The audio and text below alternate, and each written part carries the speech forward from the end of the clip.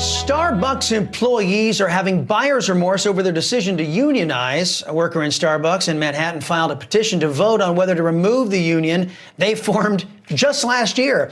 The National Labor Relations Board has the petition, which does pave the way for the employees to set up a secret ballot to see if the majority of workers would be in favor of this. The National Right to Work Committee is taking up their case. For more on this and expanding the conversation, let's bring in the president of the National Right to Work Committee, Mark Mix. We also have a partner for Steinhauser Strategies, Randon Steinhauser. Welcome to you both. Mark, where does this case stand, and what grievances did they have for the sudden buyer's remorse here for their union?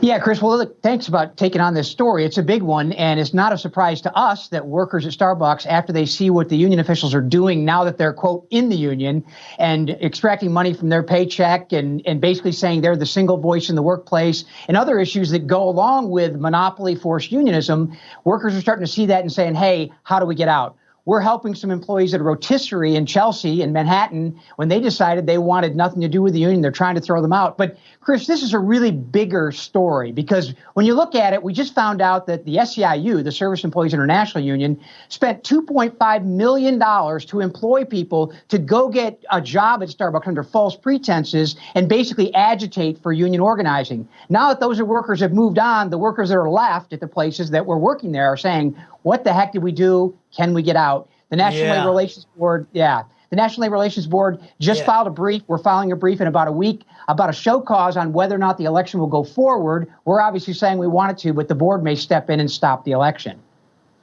I've got more on that here in a second, but Randon, let's expand the conversation. Unions, despite their noble beginnings, have led to the destruction of many businesses and government agencies, too. Their work in GovEd is particularly crippling, no? Absolutely. I was just going to make the same point. You know, the workers' conditions in Starbucks must just be terrible that they have to unionize. And we're seeing the same thing happening in government education. We have teachers who believe that the unions are going to look out for their best interests and oftentimes have buyer's remorse. We realize, right, that at the end of the day, we believe that individuals should be in charge of their future, not big government, not big labor. And so, you know, this is just a trend where we're seeing individuals saying this labor union is not looking out for my best interest. And we certainly see that as it relates to public educators. Yeah, Mark, I wanted to you were making allusion to this, a stunning revelation coming out about the case you're working on. The New York Post is reporting that one of the leaders behind the union effort, Michelle Eisen, actually was getting paid by the union organization, which goes against what she told Congress. Eisen told Congress she was not getting paid, but records show she got nearly 50 grand from the group. How do you see this revelation helping the case? And since when is lying to Congress legal?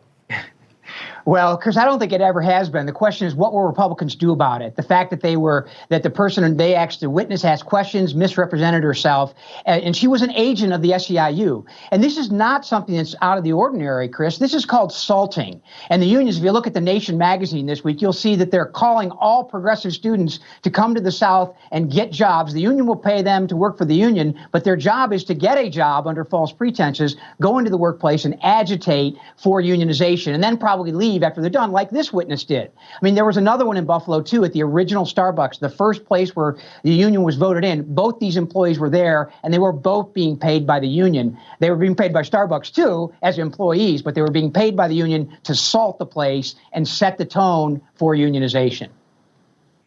Wow. Well, Brandon, and there's another way the unions, these bosses, are taking the power away from people who are, well, either are their members and also the people that these unions employees are supposed to be serving.